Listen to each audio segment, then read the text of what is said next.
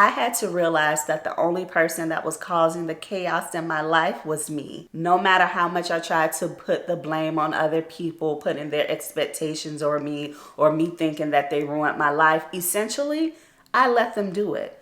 So that was on me being crazy and playing stupid.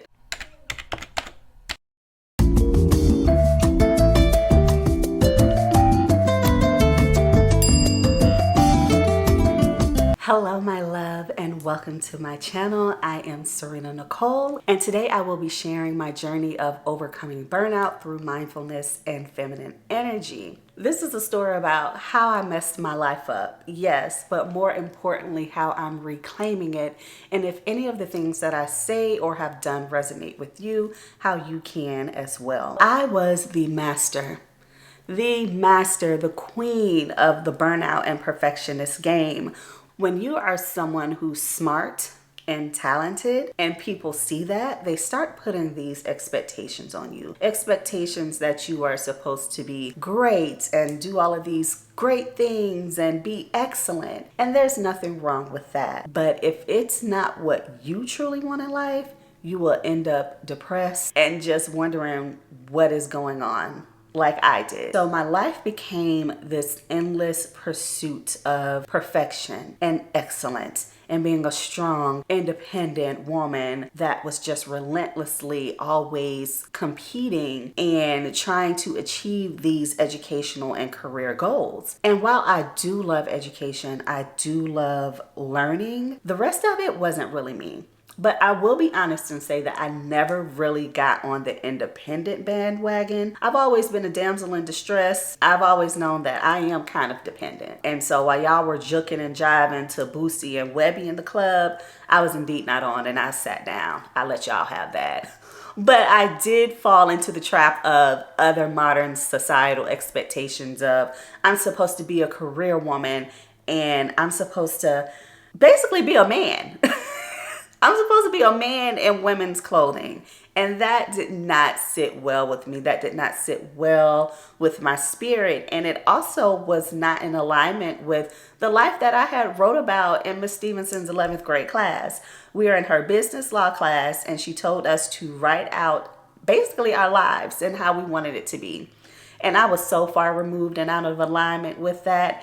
And so it took a series of events to make me realize that I am more than my career. I am more than my educational pursuits. There's a lot more to me that I want to discover and that I want to put out to the world, that I want to show the world. And so what in the world do I need to do to get back to that woman? So today I am sharing 5 things that I did to help me get back to that point, to help me along this journey, and hopefully they can help you too. So number 1, accountability. Yes, sis, I know the sassies with microphone have made this word such a trigger word, but in this case, it's true. You're gonna have to hold yourself accountable.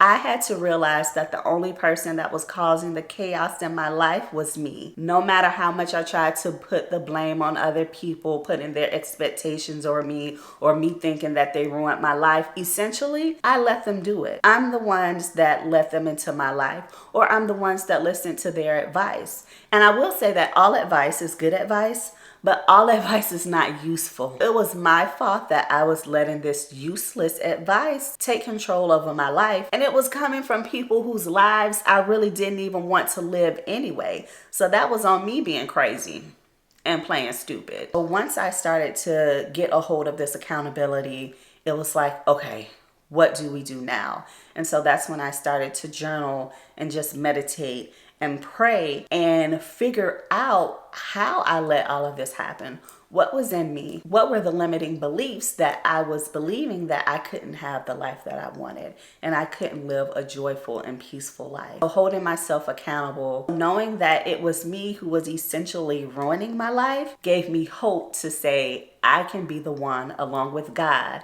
to get my life back on track. So this led me to step number 2, which is creating my life blueprint. Like I said before, in Miss Stevenson's class, she had us write out our life's journey, our life's purpose, our life's goals. So I basically redid that. One day I took a couple of hours out and I journaled like my perfect life. In a utopian society, what would it look like for me? Who was the woman I wanted to be? Who was in my life? What was I doing? Who did I hang around? What did I wear? What did I smell like? All the things. And I know that it sounds corny and everyone says that, but it's for a reason. Science has proven that putting pen to paper reconnects areas in our brains and it helps us to bring things to life.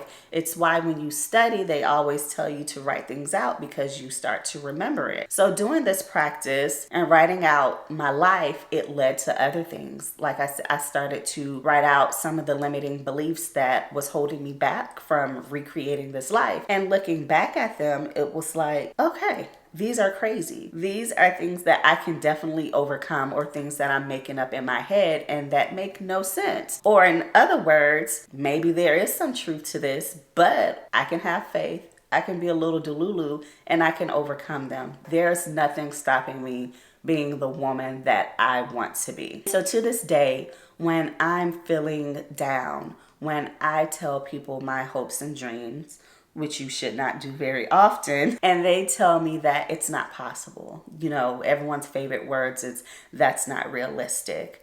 I go back to those journal pages and I remind myself that it is. And the only person holding me back is me.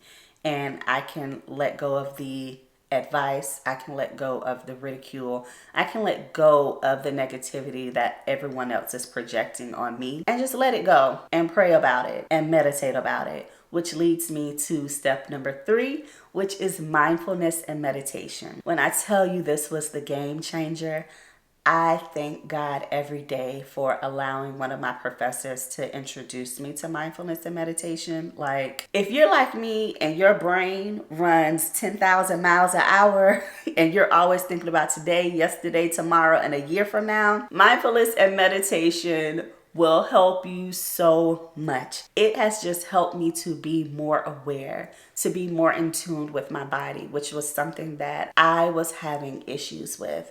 I had gotten to the point where I was like numb inside, and many things and circumstances had happened in my life that aided in that, but it got to a point where I could feel little to no emotion, and that's not good, especially as a woman. I couldn't express myself, and I started to realize like this is not good. And so when my professor introduced me to mindfulness, and specifically MBSR, which is mindfulness based stress reduction, it's a secular sect of mindfulness meditation where there are some Buddhist practices integrated into it, but you can practice this having any spiritual or religious beliefs. Also, the one thing that I love about it is that it is evidence-based. It's science-backed, which was good for me.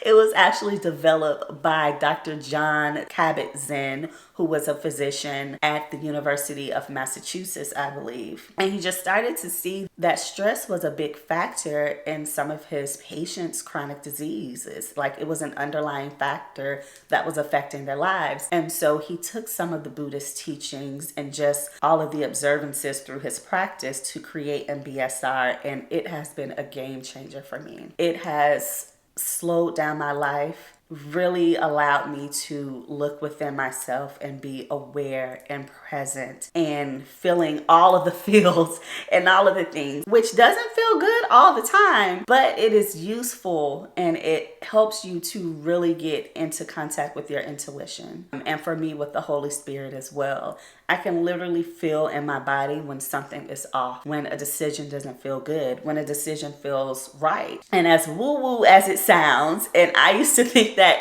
in the beginning too, until I started to experience it, it has been a life changer. It's so easy to start. I do recommend doing an 8-week MBSR class if you're interested in it and getting into it. It has just changed my life so much to the point where I am starting the journey to become a certified MBSR be a STAR teacher and trainer. And if you have any questions about mindfulness and meditation, I can talk about it all day, but we don't have time in this video. Please just leave a comment below and get in contact with me, and I would love to discuss it with you. Number 4 is reconnecting with my feminine energy.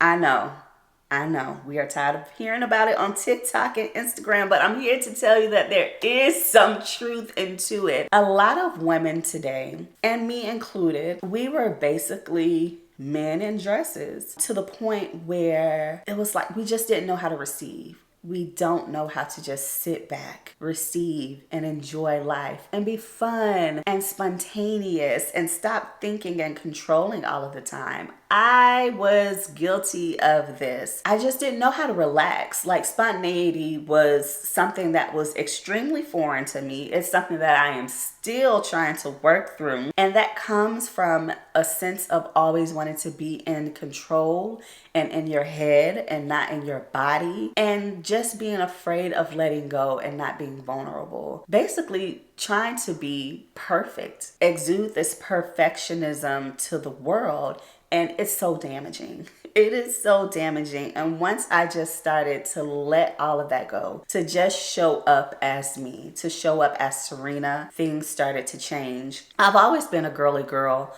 I've liked to dress up and get my nails and lashes and hair done, but my essence was not feminine at all. I was very masculine, always wanting to be in control. It just wasn't serving me. And I had a lot of hints along the way of people telling me and different events happening, and even it just showed up in the people that were entering my life, male and female. Once I started to reconnect with it, it was just, life was more joyful and more peaceful. And one of the ways that I did this was during COVID, a huge burnout season for me as an epidemiologist. COVID was just, ugh.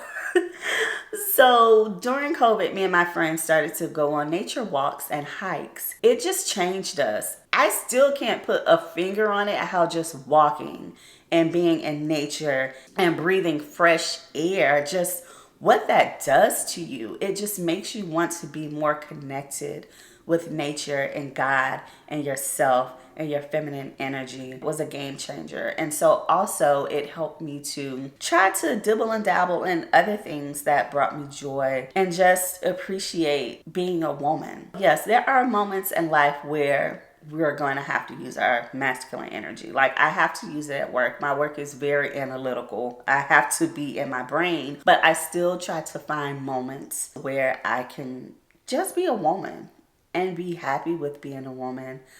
This could be going to school, and I'm work from home now.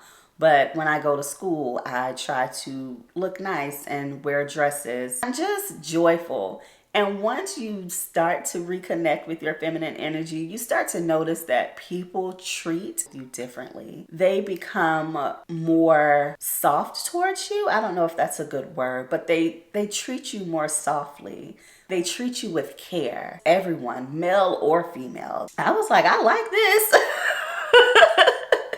This is nice. I started to see a difference in how people treated me, and I like that. And so I'm going to continue with it. And plus, I just feel more alive inside. I feel like myself, and there's nothing wrong with that. This brings us to number 5. This is the last, but certainly not the least, and that's reconnecting with God. Maybe reconnecting isn't even a good word, because I feel like I've always been connected with God. I grew up in the church and in a spiritual home, but most importantly, I grew up in an environment where I was taught to always know God for yourself. Like, yes, going to church is important. Having a church community and being surrounded by people who also have a love for God is important. But if you don't know him for yourself, it's all in vain. Knowing him for myself and learning to love him came through prayer, meditation, and studying my Bible. Not just reading my Bible, studying my Bible, which means that I set aside time to be with my Bible dictionary, and my concordance, so that I could really get in the Word and let the Holy Spirit reveal what God is trying to tell his people. And I also incorporated fasting in my life, especially when I was feeling kind of unaligned and confused and just didn't know what was going on. When things were chaotic, it was like, okay, it's time to fast. And that just helped me tremendously. And it's helped me to realign myself to say, God, above all, I do want to do your will. But I also want to live a life of peace and a life of joy. And I know that it's not always going to be happiness. It's not always going to be peaceful. It's not always going to be joyful. But in those moments where things are out of control, help me to create a safe space within myself to where I can weather the storm, to where I can be in the middle of the mess and not a part of the mess. So just having that connection with him has really helped me to just overcome moments of burnout, or when I feel like I'm starting to get to that point, to just sit down, meditate, be mindful, and pray and say, Lord, lead the way. One thing that I want you to remember about this journey is that it is indeed a journey. It's no straight path. There are going to be zigs and zags, highs and lows, mountains and valleys. But you have to learn how to appreciate the journey and enjoy it for what it is. I can't remember who said it, but I remember someone saying that the lesson is always going to reappear until you learn it. So if there are some things that are continuously happening in your life, you haven't learned the lesson yet, sis. There's something in there that you need to learn. And so I invite you to just sit and write it out or pray about it to see, like, what is it that I'm missing here? And I guarantee you will find it, and it'll be transformative, and you will work through the ways to get back to you and stop being addicted to burnout and suffering and chaos, because I guarantee you on the other side there is peace and just enjoyment for life, and it's amazing. And if any of this resonated with you, I invite you to join me on this journey of less doing and more being. Let's rediscover who we are really meant to be, our true wants, our true desires, no matter what other people may say or what other people may think. This is your life and you are accountable for it. And I am here to support you in every way that I can with practical tips and heartfelt advice of how I'm doing it. And it may not be for you. Like I said before, all advice is good advice, but not all of it is useful. So for you to use what's for you, what resonates with you. And like my grandfather says, to just eat the meat and spit out the bones. I'm eager to meet you and hear your story of how you're overcoming burnout or anything else in your life where you feel there are roadblocks to you becoming the person that you want to be. And I thank you for joining me today and listening and being receptive to what I have to say. If any of this resonates with you, don't forget to like and subscribe and follow for more insights and guidance on how to live a softer, more peaceful, more mindful, more purposeful life. So before I end this video, I want to leave you with one of my favorite scriptures, which is Numbers 6:24-26, which simply says, "May the Lord bless you and keep you. May the Lord shine his face to you and be gracious to you. May he turn his face towards you and give you peace." All right, until next time, my loves. Bye.